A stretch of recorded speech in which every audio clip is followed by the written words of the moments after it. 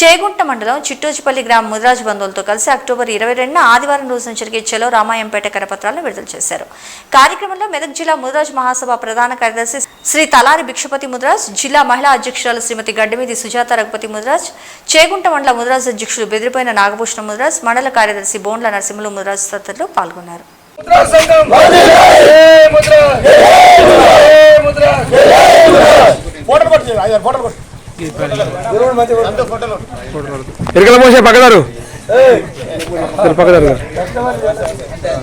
అన్న ఒక 2 నిమిషాలు వీడియో తీస్తున్నాం.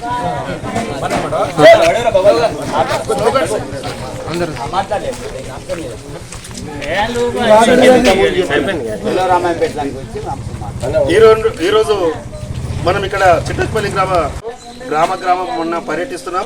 సెప్టెంబర్ 22 ఆదివారం రోజున చలో రామాయంపేట కార్యక్రమము మన మెదక్ జిల్లా పరిధిలోని రామాయంపేటలో మనం నిర్వహిస్తున్నాం.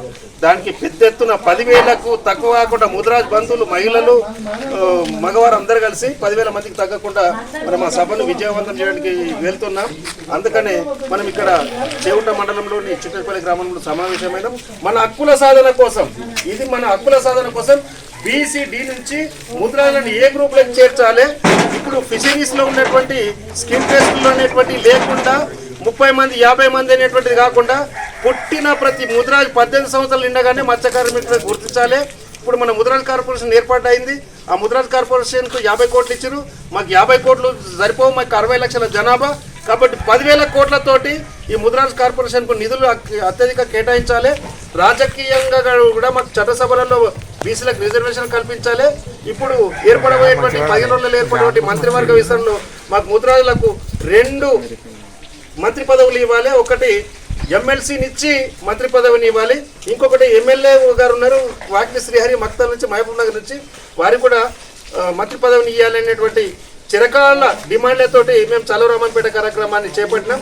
దానికి చిట్టోజిపల్లి గ్రామ బంధువులు, చేగుంట మండలంలోని చిట్టోజిపల్లి గ్రామ ముదిరాజ్ బంధువులు కూడా పెద్ద ఎత్తున తరలి రావడానికి వాళ్ళ హామీని తెలియజేశారు. వారందరికీ కూడా పేరు పేరున ధన్యవాదాలు తెలియజేసుకుంటున్నాం. దీనికి మొన్ననే బాధ్యతలు చేపట్టిన మెదక్ జిల్లా ముదిరాజ్ మహిళా విభాగం అధ్యక్షురాలు గడ్డమీది సుజాత రఘుపతి గారిని కూడా ఇక్కడికి మేము ఆహ్వానించినాం. మహిళల్ని చైతన్యం చేయడానికి కూడా వాళ్ళని ఆహ్వానించినాం. ఇక్కడికి వచ్చినటువంటి మన బంధువులందరికీ పేరు పేరు ధన్యవాదాలు తెలియజేసుకుంటున్నాం.